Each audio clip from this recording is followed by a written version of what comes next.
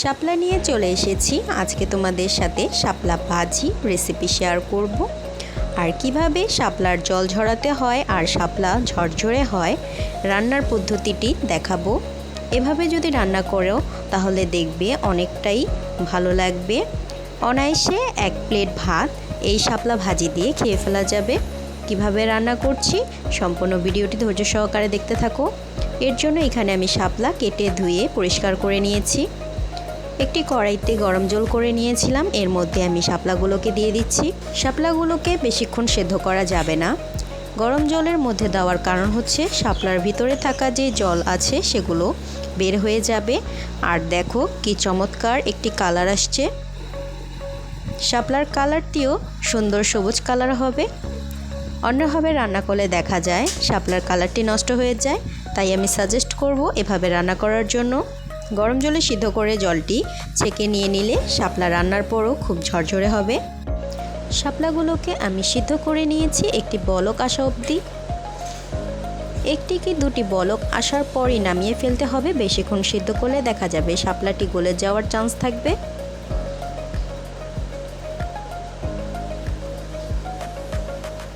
শাপলাটি বলক চলে এসেছে, এখন আমি একটি ছাঁকনির সাহায্যে তুলে নিচ্ছি।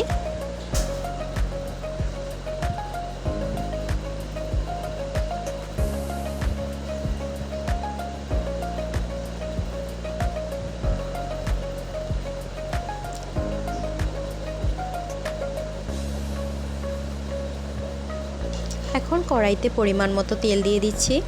তেলটি যখন গরম হয়ে যাবে এই পর্যায়ে আমি শুকনা মরিচ দিয়ে দিয়েছি আর দিয়ে দিচ্ছি আধা চামচ পরিমাণ কালো জিরা। দিয়ে দিচ্ছি পেঁয়াজ কুচি আর চিড়ে রাখা কাঁচামরিচ। পেঁয়াজটিকে হালকা লাল হওয়া অবধি ভেজে নেব।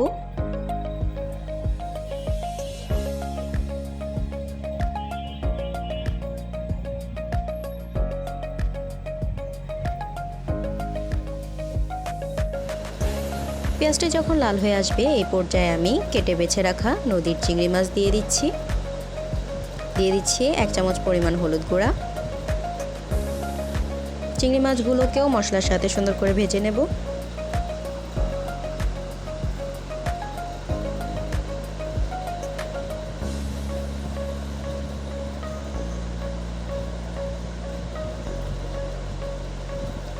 চিংড়ি মাছগুলো যখন ভাজা হয়ে যাবে সেই পর্যায়ে আমি এখানে শাপলা দিয়ে দেব।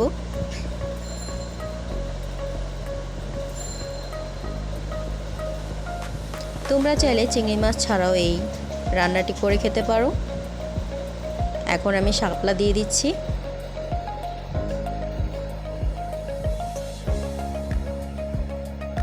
শাপলা ভাজার সময় খেয়াল রাখতে হবে এটাকে বেশি নাড়াচাড়া করা যাবে না, তাহলে দেখা যাবে একদম গলে যেতে পারে। এর জন্য আলতো হাতে আস্তে আস্তে করে নেড়ে চেড়ে দিতে হবে।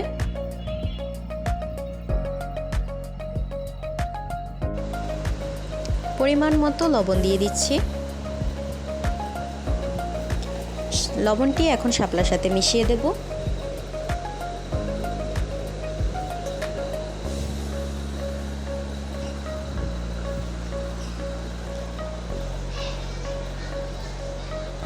শাপলাটি আমরা ভেজে নেব যতক্ষণ অবধি শাপলার গায়ে থাকা জলটি শুকিয়ে আসা অবধি। দেখো শাপলার গায়ে থাকা জলটি প্রায় শুকিয়ে গেছে। এখন আলতো হাতে নেড়ে চেড়ে দিচ্ছি।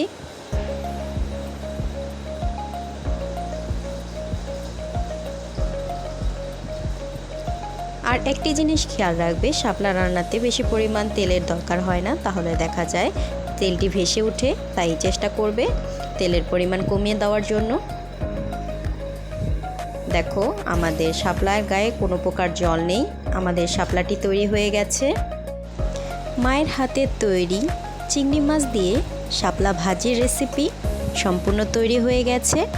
এভাবে করে কম উপকরণ কম মশলা দিয়ে একবার হলো বাড়িতে ট্রাই করে দেখতে পারো। আমার বিশ্বাস তোমাদের ভালো লাগবে।